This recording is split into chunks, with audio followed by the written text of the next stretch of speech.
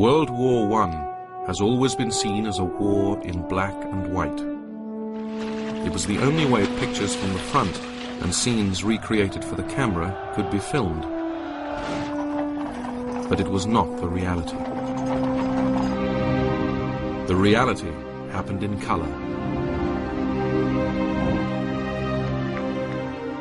The slaughter, the innovation, the shock, the political upheavals, victory, defeat. The fields were green, the mud brown, the flames bright. Now, with the aid of new computer technology, the black and white of World War I has been faithfully and with minute attention to detail recast in color. For the first time, this series will tell the story of the First World War as it was seen by those who fought it.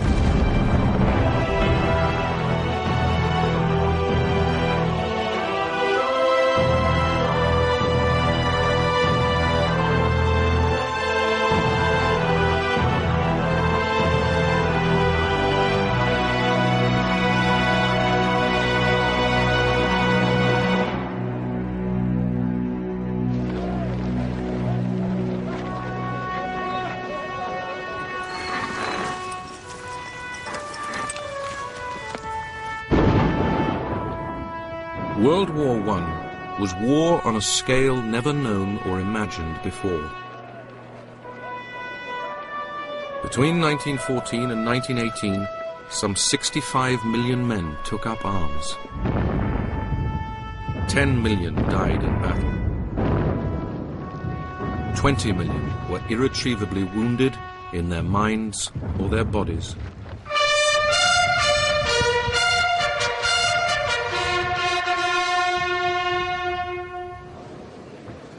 Nine decades later, the remaining few who remember, who took part, gather at the Menin Gate, part of the old walls of Ypres in Belgium.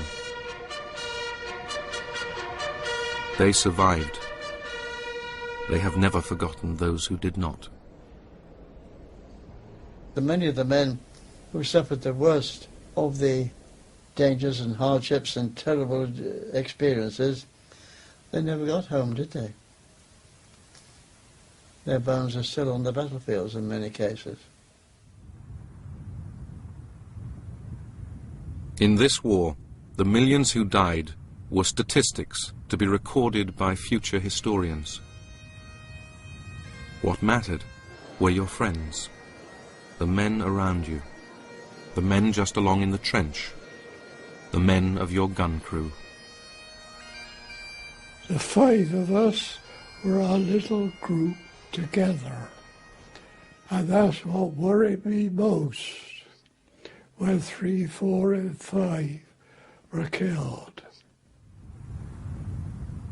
All I can remember is their nicknames: Maudie Allen, Jack and Jill. That's all I can remember. I wish I could. World War I was truly a world war, fought from the shores of America to the shores of Asia. It was a clash of great empires which destroyed the old and ushered in the new. Dynasties were shattered, a royal family murdered and replaced by revolutionary terror.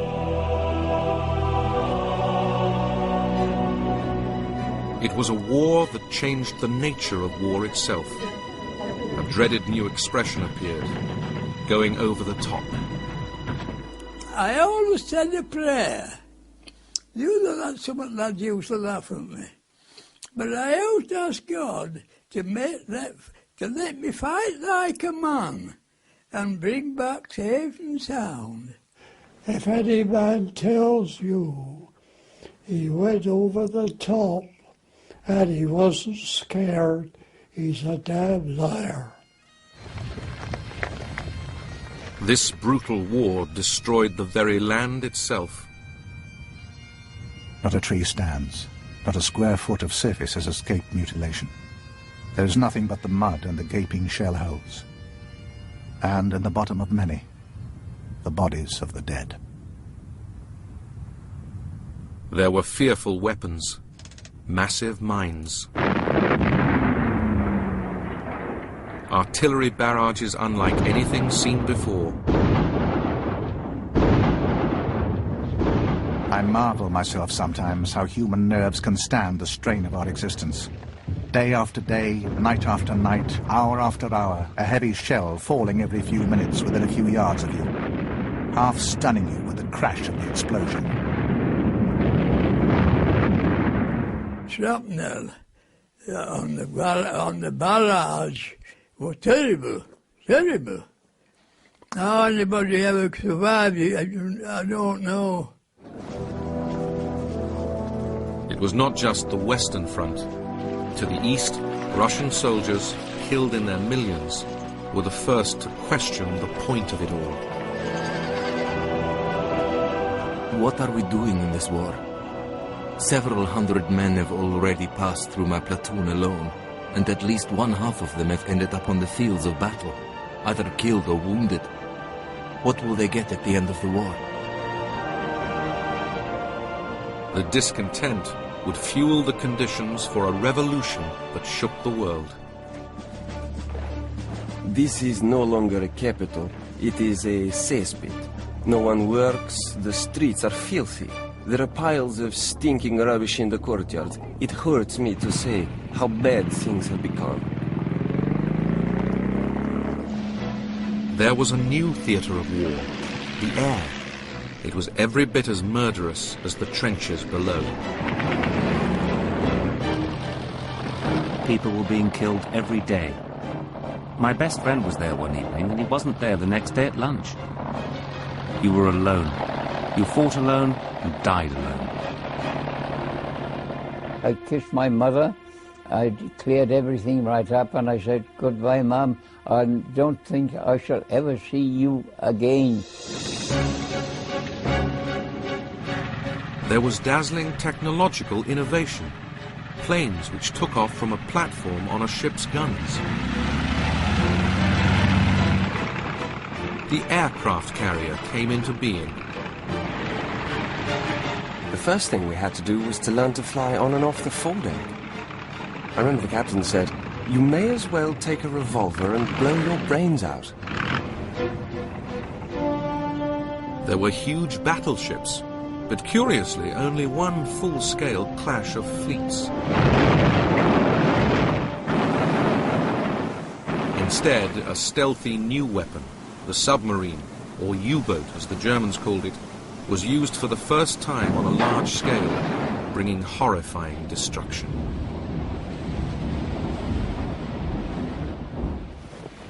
Above all, it was the cost in human life that remains so staggering.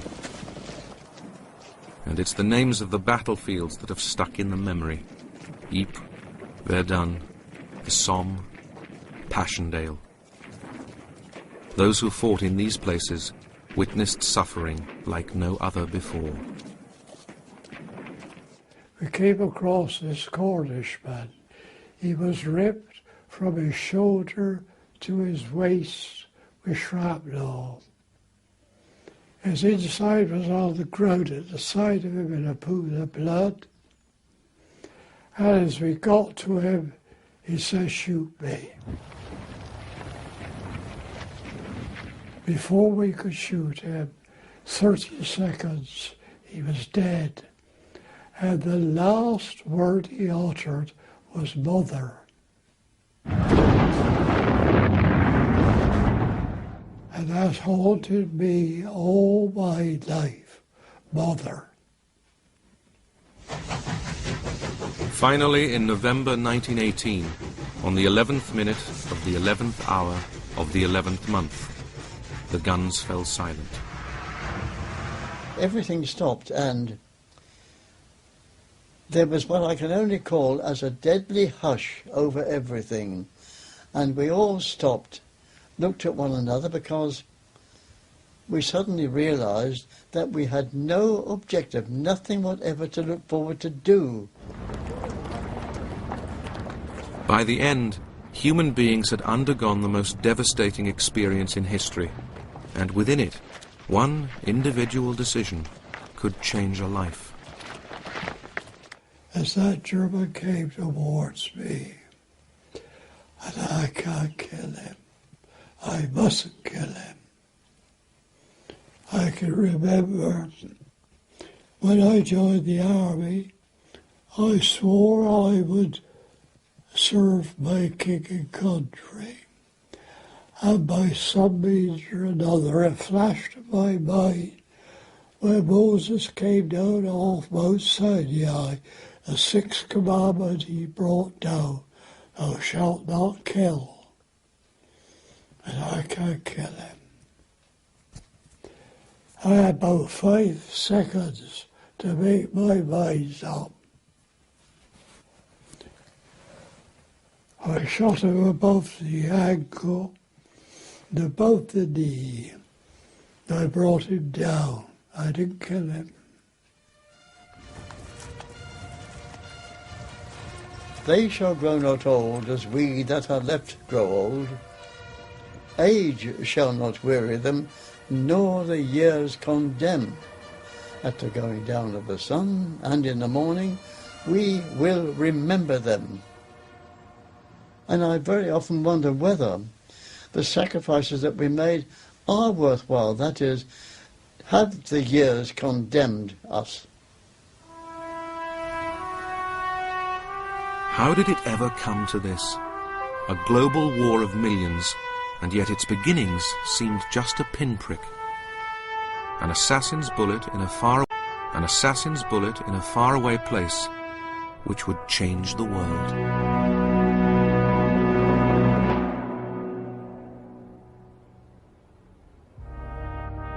The 28th of June, 1914, Sarajevo, the capital of Bosnia. A bomb is thrown at a car. It misses the occupants, the heir to the Austrian throne, Archduke Franz Ferdinand and his wife. The royal couple continue their official visit. A few hours later, the car is stopped again. This time a pistol is fired. The Austrian Crown Prince and Princess Sophie are murdered. The assassin is reported to be a member of a terrorist organization backed by the government of neighboring Serbia. Austria mourns and determines to punish the Serbs. Though few realize it, the countdown to war has begun. When Sarajevo happened, people didn't bother too much. I mean, things like that were always happening in the Balkans. It was pretty shocking, but after all, in the British perspective, they were all rather sort of picturesque savages with, you know, great glittering epaulets and unpronounceable names, and no one bothered too much. The assassination in Sarajevo seemed just a small interruption to Great Britain's golden age. In 1897, Queen Victoria had celebrated her Diamond Jubilee. Dear old Queen, what a cheer they gave her. I had an overpowering emotion of thankfulness and satisfaction that I, with husband and sons, had been present at this tremendous occasion.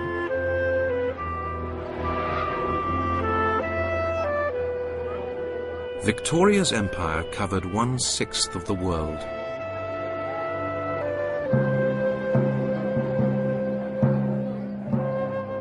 The British saw themselves as the masters abroad and a peaceful, commercial nation at home. In 1901, Queen Victoria died, the end of an era. London is almost a city of the dead. It is as if a magician's hand had suddenly arrested the swift vitality that courses through the veins of the great city. The thud of the soldiers' feet, the music of Chopin's funereal march and thud of the drums. It was as though everyone in England had lost their father and their mother. But British supremacy still seemed assured. Only one apparently small threat loomed over the Pax Britannica: Germany. A united nation since only 1871, it was the rising force of Europe, ruled by the ambitious Kaiser Wilhelm II. Ever since he'd become emperor in 1888, the Kaiser had been determined to use Germany's new industrial muscle to create an overseas empire. To first win and then protect that empire, he needed to build a navy. The Kaiser's ambitions worried the British, and the two nations began to compete with each other in a naval arms race. In 1908, in an interview with the Daily Telegraph newspaper, the Kaiser claimed he was simply imitating the other imperial powers. Germany is a young and growing empire. She has a worldwide commerce which is rapidly expanding, and to which the legitimate ambition of patriotic Germans refuses to assign any bounds. Germany must have a powerful fleet to protect that commerce. Germany's emergence had reshaped the European map. Germany formed an alliance with the much older empire of Austria-Hungary. Together, these central powers now dominated the heart of Europe.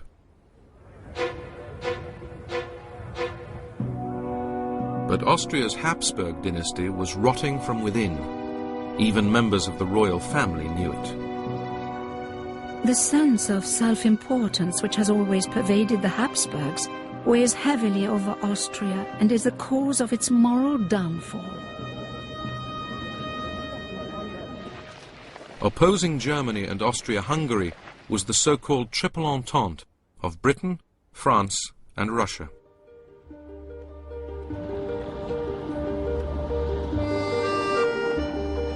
France had been racked by revolutions and defeated by the Prussians in the War of 1870. But Paris remained the most glamorous city on earth. I shall ever remember it as a marvelous city where life is well worth living for 4 or 5 months every year, just to improve one's mind in an unrivaled intellectual and artistic atmosphere. Russia was ruled over by the autocratic emperor, Tsar Nicholas II. The Russians had been defeated by Japan in the War of 1904 and 5, and this had provoked the first unsuccessful attempt at revolution. The bitterness of many Russians was summed up in a workers' petition to the Tsar. We have become beggars. We have been oppressed. We are not recognized as human beings. We are treated as slaves. We have no strength at all, O Sovereign. We are approaching that terrible moment when death is better than the continuance of intolerable suffering. But 6 years later, the Tsar and his appointed leaders believed the nation was back on track.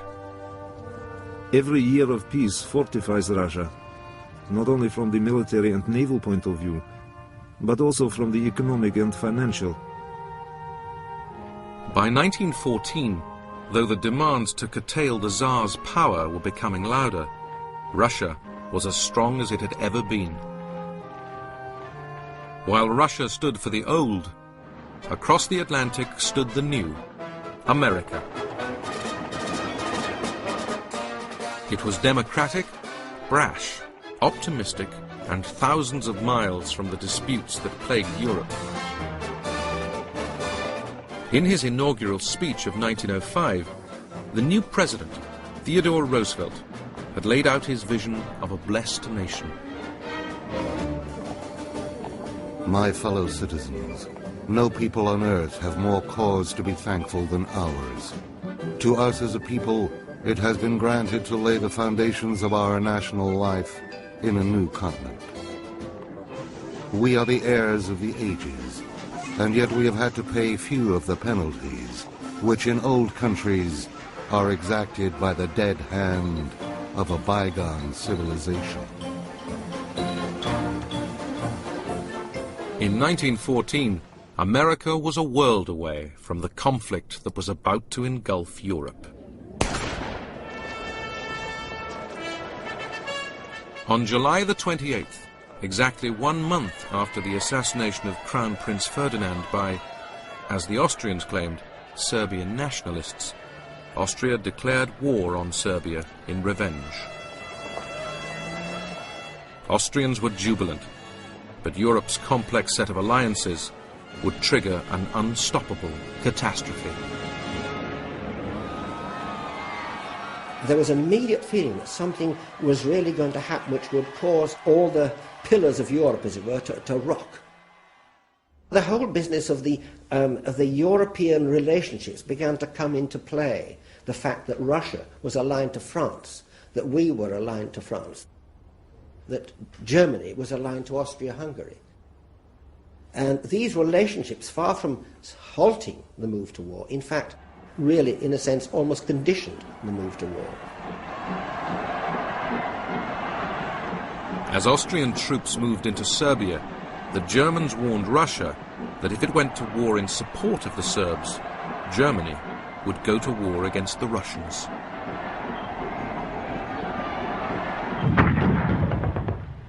On the 30th of July, Austrian guns began to bombard the Serbian capital, Belgrade. The Serbs turned to Russia for help. The Russians were the protectors of the Serbs and indeed the Slavic people in the Balkans, and they could not stand on the sidelines when Austria was threatening Serbia. And so Russia was drawn into the international crisis. Like the Austrians, Russian soldiers could hardly wait to fight. The spirit of the soldiers is excellent. They are animated by a firm belief in the righteousness and honor of their cause, and so there is no ground for nervousness or unease. Germany now declared war on Russia, but it had other motives. Its aggression had led to it being boxed in by the alliance between Russia, France, and Britain. War had come at the right time.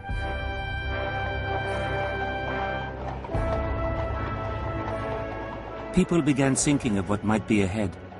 On the streets, reservists could be seen everywhere.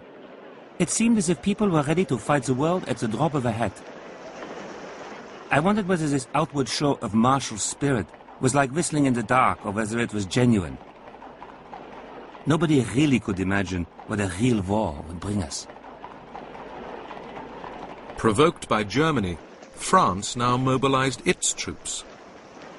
The French commander-in-chief, Joseph Joffre, drilled his men into order.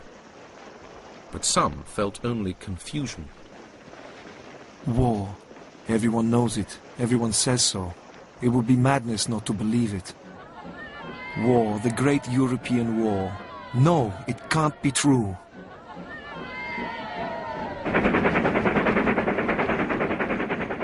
German troops headed for the border with Belgium. Germany's strategists had concluded that a swift move through Belgium provided the softest route to break into France and capture Paris. On August the 3rd, Bank Holiday Monday, the British looked on in disbelief. This morning at breakfast, we will protect her interests in the treaty at the end of the war. Belgium has indignantly refused, and the King of the Belgians has appealed to King George for aid. There was a huge tide of sympathy for the Belgians in Britain, and a mass of people who said, for God's sake, are we going to stand by and not do the decent thing? On August the 4th, the German army marched into Belgium. At last I have got my orders. Dear Mother, please try to keep constantly before your mind what I have realized. If at this time we think of ourselves and of those that belong to us, we shall be petty and weak. We must have a broad outlook and think of our nation, our fatherland, of God. At midnight on August the 4th, Britain declared war on Germany. By now, all the great nations of Europe had been sucked into the conflict.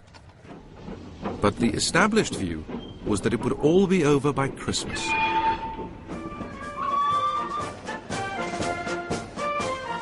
The situation is absolutely unparalleled in the history of the world. It is estimated that when the war begins, 40 millions of men will be engaged in the conflict.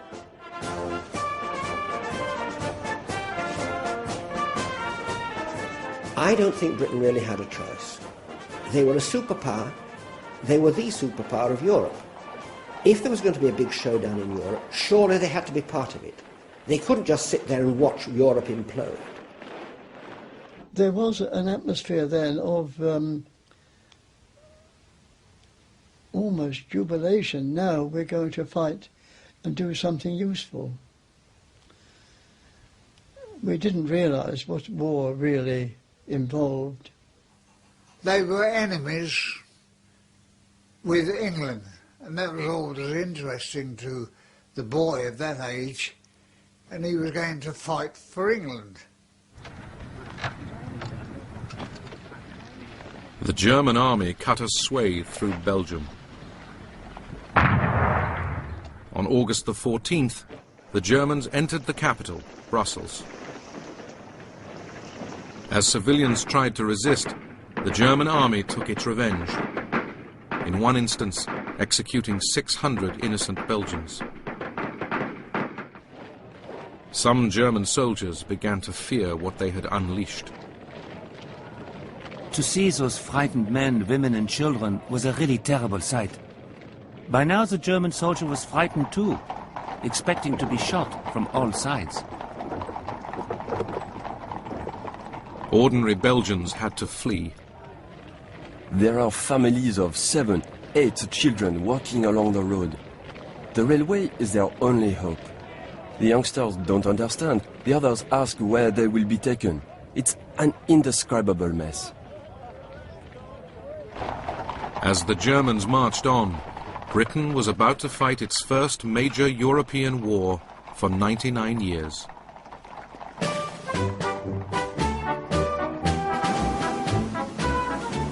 For over 100 years, ever since the Battle of Trafalgar, Britain's navy had dominated the sea.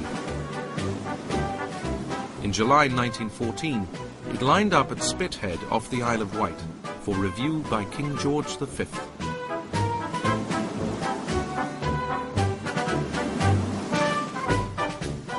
It was an impressive sight, but Britain's army had always been seen as much less important than the navy, and it was far smaller than its continental rivals. Now, in the autumn of 1914, the Prime Minister, Herbert Asquith, told the people of Britain and its empire they were facing the greatest emergency in their history. Every man and woman must do their duty. I remember in particular one Scottish regiment in full kilts, and it was absolutely thrilling to see a Scottish regiment on the march to the bagpipes. And there's something about the way the kilts were all moving together which thrilled me and all of us. Lord Kitchener of Khartoum was put in charge of raising a volunteer army, initially of 100,000 men. By the end of 1914, 1 million had joined up. I enlisted as a volunteer in 1914, September the 2nd. Myself and about 30 of my colleagues that I work with joined en masse. As the new young soldiers left for the front from all over the empire, their families left behind could only wait and hope. Now, dearest Mav, keep your heart up and trust in Providence. It is a great and glorious thing to be going to fight for England. The greatest thing you can do for me is to keep cheerful and don't forget to write often and tell me all the scraps of news. Husbands and wives dreaded the moment of parting. I sit and stare stupidly at his luggage by the wall. Then he takes a book out of his pocket. You see, Your Shakespeare sonnets are already where they always will be. Shall I read you some? His face is grey and his mouth trembles, but his voice is quiet and steady. And soon I slip to the floor and sit between his knees, and while he reads, his hand falls over my shoulder. So, talking and crying and loving in each other's arms, we fall asleep.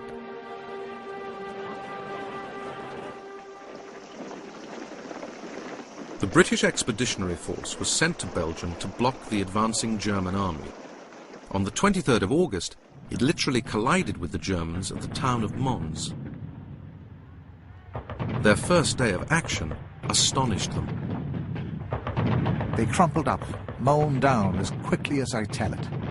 Their reinforcing waves coming on bravely and steadily to fall over as they reached the front line of slain and wounded. Our rapid fire was so appalling even to us. Such tactics amazed us.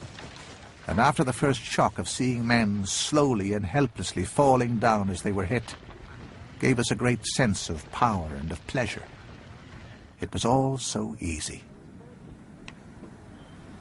Though the British held their ground and inflicted huge casualties at Mons, French forces along the line were pushed back and the Allies forced into a general retreat.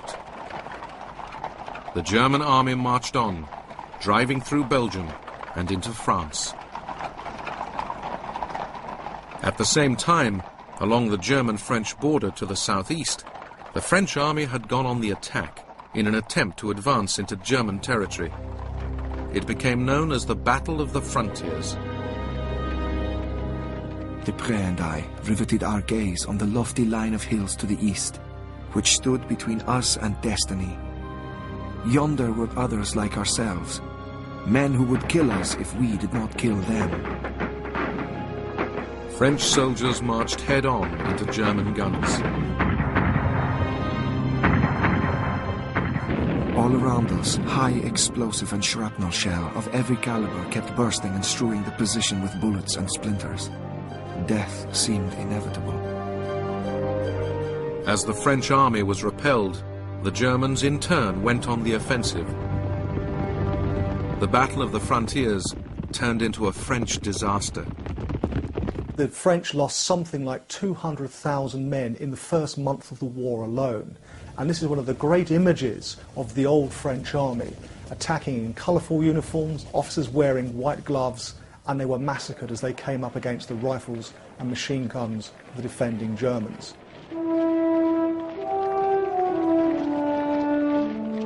As thousands of French were led into captivity, German soldiers swiftly advanced deeper and deeper into France. Paris was in their sights. By early September, they were crossing the River Marne, just 30 miles east of the French capital. The French commander-in-chief, General Joffre, received a desperate appeal from the military governor of Paris, General Gallieni. Our artillery is old-fashioned. Ammunition is lacking. The troops are insufficient and poor in quality. Our capacity for resistance is small. Gallieni then did something extraordinary. Short of proper military transport, he commandeered all of Paris's taxis to carry his troops to the front line and join Joffre's armies. Joffre now unleashed a French and British counterattack, which stunned the German army. We had the Germans on the run. Our tails were up now, and we were different men, veterans in a way. A good many of us had fought 3 battles at the age of 20. The Battle of the Marne was the turning point of the first year of the war. The German advance was stopped in its tracks. Germany's commanders knew it was a crushing blow. The German offensive on the Western Front has been wrecked. The miracle of the Marne has saved France. Why it was called a miracle was that it was so well disguised, so well delivered, that the Germans were taken entirely by surprise. Suddenly, all their plans, all their ambitions were shattered, and in fact, at that moment, the war really became a war that was destined to run on for a very long time.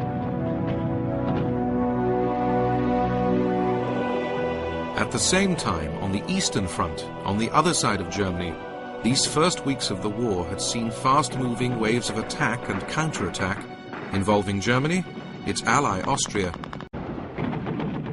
It had begun with the Austrian invasion of Serbia, which had triggered the outbreak of war in the first place. It had not been the smooth operation the Austrians had hoped for. The Austrians, when they invaded Serbia, were full of a mood of, let's punish these wretched Balkan monkeys and we'll show them what the army of a great power is worth. And they forgot that the Balkan monkeys had been fighting for quite a time and were much more experienced than the poor old Austrians were. They hadn't really fought a war at all since a very little one in Bosnia a generation before. So they manoeuvre rather pretentiously when they attacked Serbia and got very bloody noses.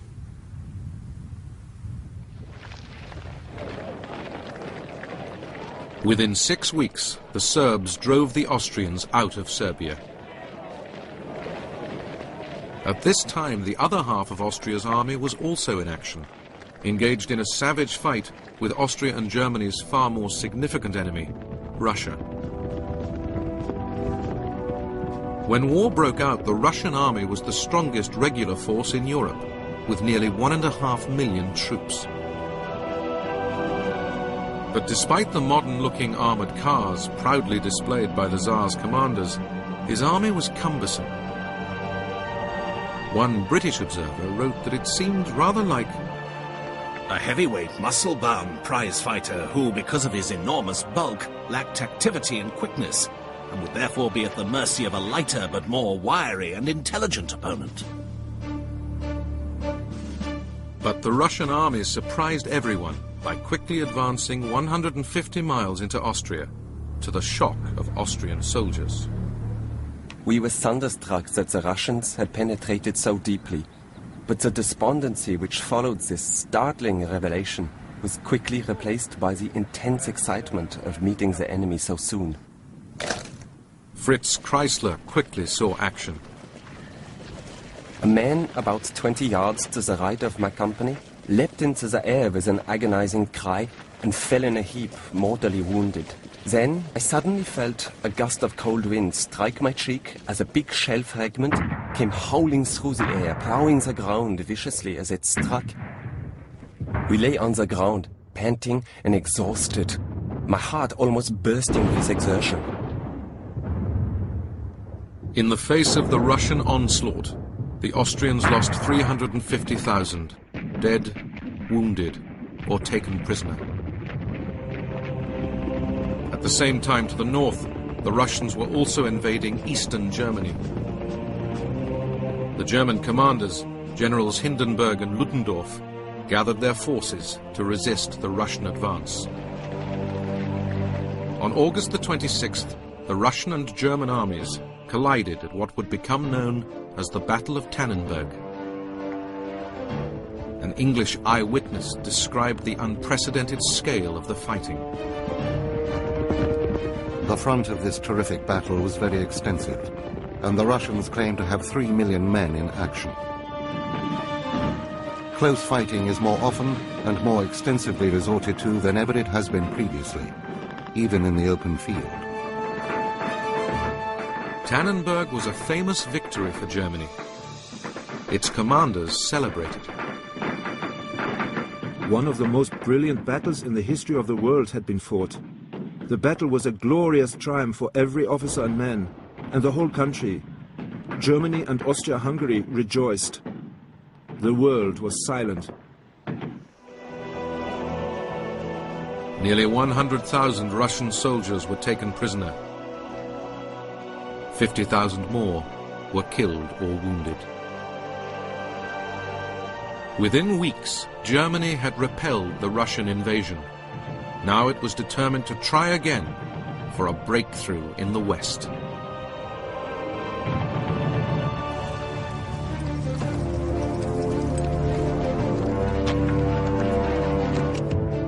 On October the 19th, 1914, the Germans attacked British and French forces at the town of Ypres in Belgium. The First Battle of Ypres was in many ways the defining moment of the conflict on the Western Front in 1914. It was the last spasm of mobile warfare, the last real opportunity for the Germans to break through. A great grey mass of humanity was charging, running for all God would let them, straight onto us, not 50 yards off. One saw a great mass of Germans quiver. I have never shot so much in such a short time. The 3 weeks of this first Battle of Ypres brought a new and awful scale of slaughter. On our front, we appear to have lost thousands, killed, wounded or captured. And what have we to show for it? One trench. What a waste of life. Not only life, but young life. Ypres defined the war on the Western Front for the next 3.5 years. A stalemate, fought from trenches and dominated by death and discomfort. At that particular time, there was no drainage system in the trenches, so that most of the time the trenches were knee-deep up to your thighs, slapping about in water and mud. The trenches begin to look gloomy now, with the dripping of rain and darkness coming on. Mice scuttle over the path as I go to my rounds, and a rat pops over a sandbag on top of a parapet. Work begins again at stand down. There are more sentries, a party for water, a working party to improve the parapet and wire, and so on.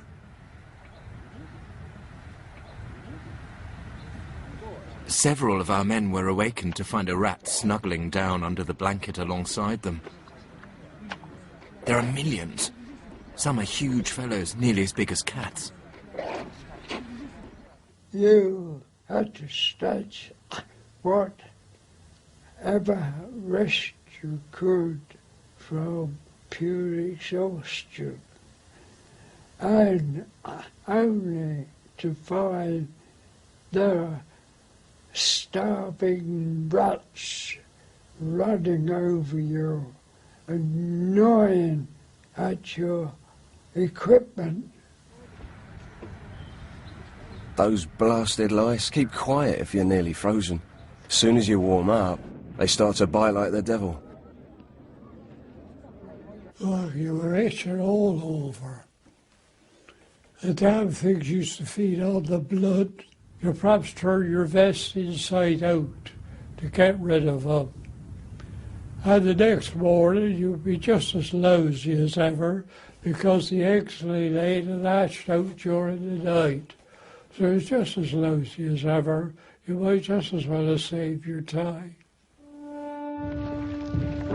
One sees things from a very different standpoint out here. The seeming uselessness of it. Day after day in the trenches, with great exposure, and very little really happening.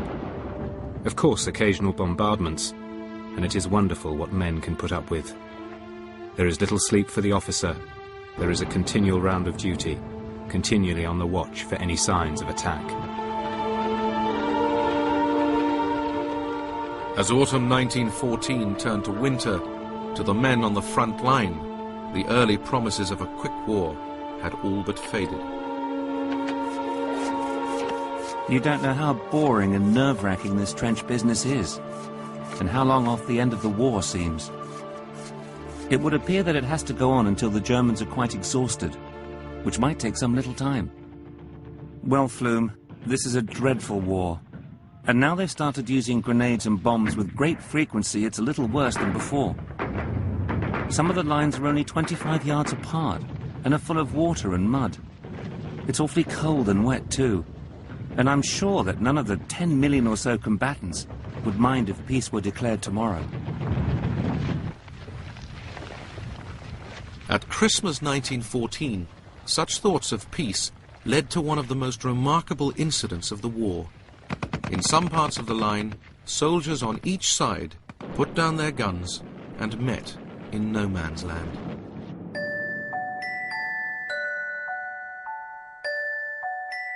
And there in the searchlight they stood, Englishman and German, chatting and smoking cigarettes together midway between the lines.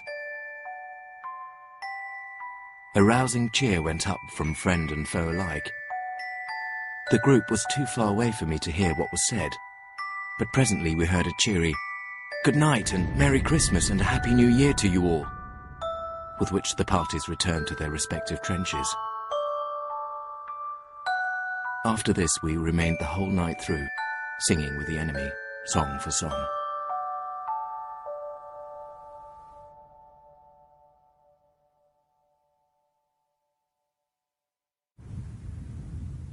Both sides' high commands would ensure that such fraternizing never happened again. The soldiers who had rushed to war were beginning to realize what their leaders had let them in for. In those days, your brain, what should I say, wasn't developed enough to realize what war was. And everybody said it'll be over by Christmas. When Christmas came, it was